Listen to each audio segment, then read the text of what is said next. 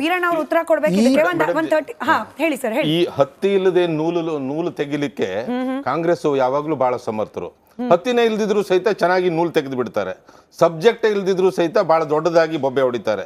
ನೀವು ಹೇಳಿದ್ರಿ ಬಿಜೆಪಿ ಅವರು ಉತ್ತರ ಅಲ್ಲಲ್ಲ, ನಾನು ಹೇಳ್ತಾ ಇದ್ದೀನಿ ನೋಡ್ರಿ, ಯಾವ ಹೋರಾಟಕ್ಕಾದ್ರೂ ಸಹಿತ ಒಂದು ಕಾನೂನಿನ ಸಪೋರ್ಟ್ ಇರಬೇಕು ಮತ್ತು ನೈತಿಕವಾಗಿ ಅದು ತಾರ್ಕಿಕವಾದಂತಹ ಹಂತಕ್ಕೆ ಮುಟ್ಟಿಸುವಂತ ವ್ಯವಸ್ಥೆ ಇರಬೇಕು.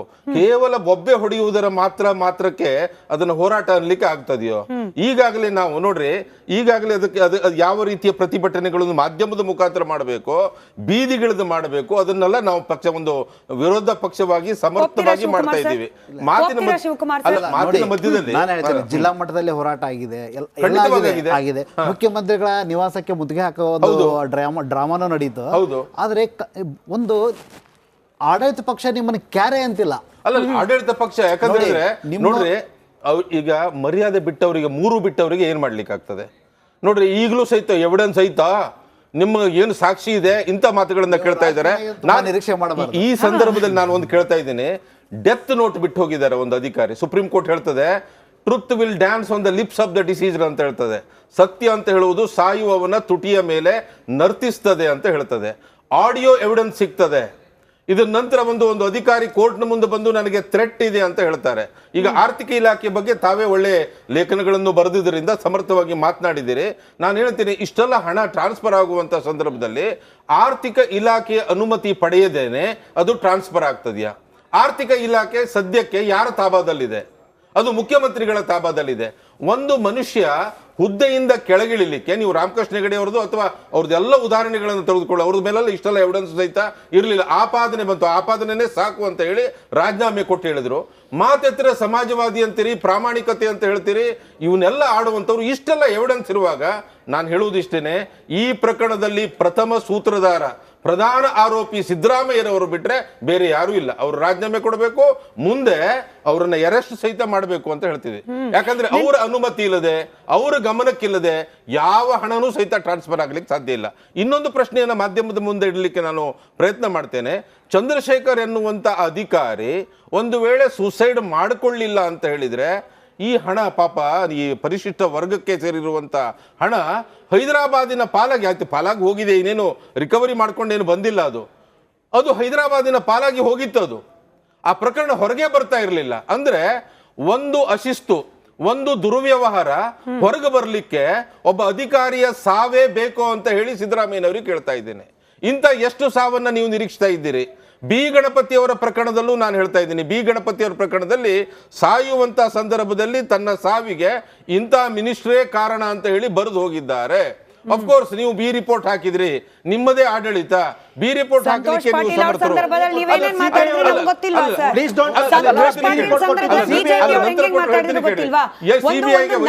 90 ಸೆಕೆಂಡ್ ನ ಬ್ರೇಕ್ ಹೋಗ್ಬೇಕು. ಬ್ರೇಕ್ ಇಂದ ಬಂದ ಮೇಲೆ ನಿನ್ನೆ ಸಿದ್ದರಾಮಯ್ಯ ಅವರು ಬ್ಯಾಕ್ವರ್ಡ್ ಕ್ಲಾಸ್ನ ನಾಯಕ 2 ಬಾರಿ ಮುಖ್ಯಮಂತ್ರಿಗಳಾದ್ರೂ ಅನ್ನೋ ಹೊಟ್ಟೆ ಉರಿಯಿಂದ ಈ ರೀತಿ ನನ್ನ ಮೇಲೆ ಇಲ್ಲ ಸಲ್ಲದ ಆರೋಪ ಮಾಡ್ತಿದ್ದಾರೆ ಅಂತ ಹೇಳಿದ್ರು. ಈ ಹಗರಣದಲ್ಲಿ, ವಾಲ್ಮೀಕಿ ಹಗರಣದಲ್ಲಿ ಸ್ಯೂಸೈಡ್ ಮಾಡ್ಕೊಂಡಂತ, ಆತ್ಮಹತ್ಯೆ ಮಾಡ್ಕೊಂಡ ಚಂದ್ರಶೇಖರನ್ ಅವರು ಕೂಡ ಅದೇ ಹಿಂದುಳಿದ ವರ್ಗಕ್ಕೆ ಸೇರಿದವರು. ಇವತ್ತು ಅನ್ಯಾಯ ಆಗಿರೋದು ಕೂಡ ಅದೇ ಹಿಂದುಳಿದ ವರ್ಗಕ್ಕೆ ಸೇರಿದ ಜನರಿಗೆ. ಇದ್ರ ಬಗ್ಗೆ ಉತ್ತರ ಕೊಡೋದು ಯಾರು? ವಿಕ್ಟಿಮ್ ಕಾರ್ಡ್ ಕೇವಲ ಸಿದ್ದರಾಮಯ್ಯ ಅವ್ರು ಹಿಡ್ಕೊಂಡ್ರೆ ಸಾಕಾ? ಬೇರೆ ಯಾರಿಗೂ ಅನ್ಯಾಯ ಆಗೇ ಇಲ್ವಾ? ನೋಡಿ, ಸಿದ್ದರಾಮಯ್ಯ ಅವರು ಹೇಳ್ತಾರೆ, ಅಹಿಂದ ನಾಯಕ ನಾನು, ಹಿಂದುಳಿದ ವರ್ಗಕ್ಕೆ ಸಂಬಂಧಪಟ್ಟವನು, ಅದಕ್ಕೆ ಹೊಟ್ಟೆ ಉರಿಲ್ ಜನ ಹೀಗೆ ಮಾತನಾಡ್ತಿದ್ದಾರೆ. ಈ ಅತಿ ಭ್ರಷ್ಟರ ನಡುವೆ ಸ್ವಲ್ಪ ಮಟ್ಟದ ಪ್ರಾಮಾಣಿಕತೆಯನ್ನ ಉಳಿಸ್ಕೊಂಡಿದ್ದ ಚಂದ್ರಶೇಖರನ್ ಅವರು ಸ್ಯೂಸೈಡ್ ಮಾಡ್ಕೊಂಡ ನಂತರದಲ್ಲೇ ಗೊತ್ತಾಗಿದ್ದು ಇಷ್ಟು ದೊಡ್ಡ ಹಗರಣ. ಅನ್ಯಾಯ ಆ ಕುಟುಂಬಕ್ಕೂ ಆಯ್ತು ಸರ್. ಆ ಕುಟುಂಬ ಕೂಡ ಹಿಂದುಳಿದ ವರ್ಗಕ್ಕೆ ಸೇರಿದ್ದು.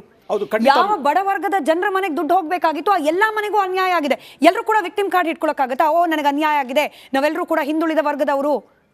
ನೋಡಿ, ಸಿದ್ದರಾಮಯ್ಯರು ಅಹಿಂದ ನಾಯಕ ಅಂತ ಹೊರಹೊಮ್ಮಿದ್ರು, ಮತ್ತೆ ಅಹಿಂದ ನಾಯಕ ಅಂತ ಅನ್ಕೊಂತಾ ಇದ್ರು. ಆದರೆ ಇವತ್ತು ದಲಿತರ, ಪರಿಶಿಷ್ಟ ಪಂಗಡದವರ ಹಣ ಏನು ಈ ರೀತಿ ಭ್ರಷ್ಟಾಚಾರ ಆಗೋಗಿದೆ, ಎಲ್ಲೋ ಒಂದು ಕಡೆ ಮುಜುಗರಕ್ಕೂ ಒಳಗಾಗಿದ್ದಾರೆ. ಅವರು ಮಾತ್ರ ಅಲ್ಲ, ಇಡೀ ಸರ್ಕಾರ ಕೂಡ. ನೋಡಿ, ಮೊದಲನೇ ಸಚಿವರ ತಲೆದಂಡ ಕೂಡ ಆಗಿದೆ. ಇವತ್ತವರೆಗೂ ನೋಡಿ, ಈ ಪ್ರಕರಣ ಹೊರಬಂದು 42-43 ದಿನ ಆದರೂ ಕೂಡ ಆ ನಿಗಮದ, ವಾಲ್ಮೀಕಿ ಅಭಿವೃದ್ಧಿ ನಿಗಮದ ಅಧ್ಯಕ್ಷ ಬಸವನಗೌಡ ದದ್ದಲ್ ಇವತ್ತವರೆಗೂ ಅಧ್ಯಕ್ಷ ಇದರಲ್ಲೇ ಇನ್ನೂ ಮುಂದುವರಿತಾ ಇದ್ದಾರೆ. ಈ ಸರ್ಕಾರಕ್ಕೆ ಕಿಂಚಿತ್ತಾದರೂ ನೈತಿಕತೆ ಇದ್ದಿದ್ದರೆ ಅವ್ರನ್ನೂ ಕೂಡ ಅಧ್ಯಕ್ಷ ಹುದ್ದೆಯಿಂದ ಇಳಿಸ್ಬೇಕಿತ್ತು, ಅದು ಕೂಡ ಆಗಿಲ್ಲ.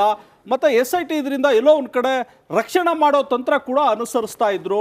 ಇವತ್ತು ಇಡಿ ಇದರಿಂದ ಎಲ್ಲೋ ಒಂದು ಕಡೆ ಸಿದ್ದರಾಮಯ್ಯವರು ಮುಜುಗರಕ್ಕೆ ಒಳಗಾಗಿದ್ದಾರೆ, ಸರ್ಕಾರ ಕೂಡ ಮುಜುಗರಕ್ಕೆ ಒಳಗಾಗಿದೆ.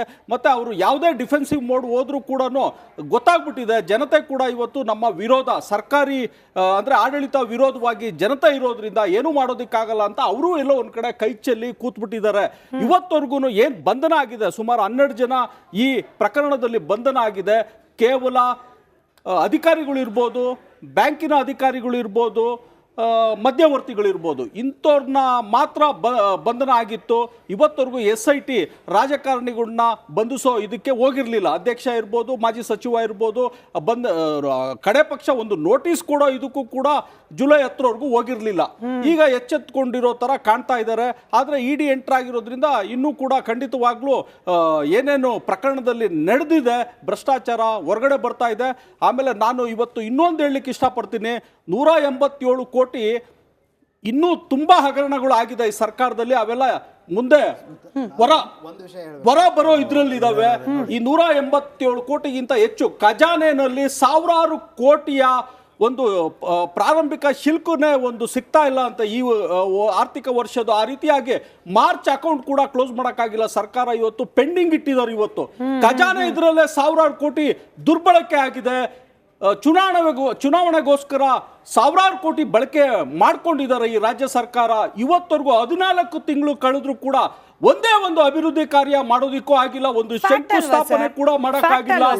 ಈ ರೀತಿ ಒಂದು ನಿಮಿಷ, ನಿಮಗೆ ಈ ವಿಷಯ, ಈ ಹಿಂದುಳಿದ ವರ್ಗದ ನಾಯಕ ಅಂತ ಇವರು ಪ್ರಸ್ತಾಪ ಮಾಡಿದಕ್ಕೆ ಒಂದು ವಿಷಯ ಹೇಳಬೇಕು. ಇದು ಯಾವ ಥರ ಬ್ರ್ಯಾಂಡ್ ಆಗುತ್ತೆ ಅಥವಾ ಹೇಗೆ ಪರ್ಸೆಪ್ಷನ್ ಹೇಗೆ ಚೇಂಜ್ ಆಗುತ್ತೆ ಅಂತ. 2013ರಲ್ಲಿ ಮುಖ್ಯಮಂತ್ರಿ ಆಗಿದ್ದಾಗ ಸಿದ್ದರಾಮಯ್ಯನವರು ಕಲ್ಲಪ್ಪ ಹಂಡಿಬಾಗ್ ಅನ್ನುವಂಥ ಒಬ್ಬ DYSP ಆತ್ಮಹತ್ಯೆ ಮಾಡ್ಕೊತಾರೆ. ಅವರು ಕೂಡ ಹಿಂದುಳಿದ ವರ್ಗದವರು. ಆಮೇಲೆ ಅವ್ರ ಕುಟುಂಬಕ್ಕೆ, ಅವರ ಪತ್ನಿಗೆ ಸಬ್ ರಿಜಿಸ್ಟ್ರಾರ್ ಕ್ಲಾಸ್ 2 ಹುದ್ದೆ ಕೊಡ್ತಾರೆ, ಭಾಳ ದೊಡ್ಡ ಹುದ್ದೆ ಕೊಡ್ತಾರೆ. ಅವ್ರ ಕುಟುಂಬಕ್ಕೆ ಒಳ್ಳೆಯದಾಯಿತು, ಅದ್ರ ಬಗ್ಗೆ ನಮ್ಮದೇನೂ ಇಲ್ಲ. ಈಗ ಆತ್ಮಹತ್ಯೆ ಮಾಡಿಕೊಂಡ್ರು ಚಂದ್ರಶೇಖರನ್ನು ದಲಿತ ಸಮುದಾಯಕ್ಕೆ, ಬೋಯಿ ಸಮುದಾಯಕ್ಕೆ ಸೇರಿದವರು. ಅವ್ರ ಮೇಲೆ ಯಾವುದೋ ಆರೋಪ ಇಲ್ಲ. ಅವ್ರ ಮನೆಗೆ ಈಗಲೂ ಕೂಡ ಹೋದರೆ ಅವ್ರಿಗೆ ನಾನು ಮೊನ್ನೆ 40 ದಿನ ಆದಾಗ ಅವರು ಆತ್ಮಹತ್ಯೆ ಮಾಡ್ಕೊಂಡಾಗ ಅವರು ಪತ್ನಿ ಜೊತೆ ಮಾತಾಡಿದೆ, ಸಂದರ್ಶನ ಮಾಡಿದ್ದೆ.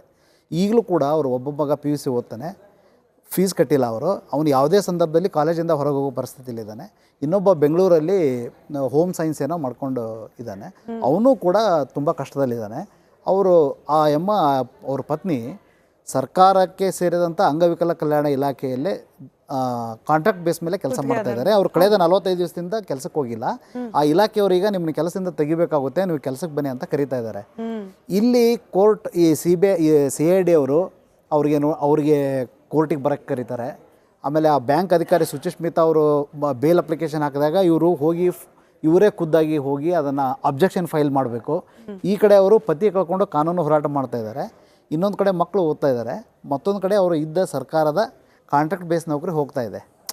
ನೀವು ಹಿಂದುಳಿದ ವರ್ಗದ ನಾಯಕರಂದರೆ ಅಥವಾ ನೀವು ಸರ್ಕಾರ ಇಡಿಯಾಗಿ ನೋಡಿದಾಗ ಆ ಕುಟುಂಬದ ಬಗ್ಗೆನೂ ಸ್ವಲ್ಪ ಕನಿಕರ ಇರಬೇಕು. ನಾವು ಒಂದು ಕುಟುಂಬಕ್ಕೆ ನಾವು ಮೃಷ್ಟಾನ್ನ ಕೊಡ್ತೀವಿ, ಮತ್ತೊಂದು ಕುಟುಂಬಕ್ಕೆ ನಾವು ತಿರುಗೇ ನೋಡಲ್ಲ. ರಕ್ಷಣೆ ಮಾಡಕ್ಕೆ ಹೊರಟಿರೋದು ಯಾರನ್ನ? ಇವ್ರನ್ನ ಮಾಡಬೇಕಾಗಿತ್ತು, ನಾಗೇಂದ್ರ ಅವರನ್ನ, ದದ್ದಲ್ ಅವರನ್ನ ರಕ್ಷಣೆ ಮಾಡ್ತಿದ್ದಾರೆ.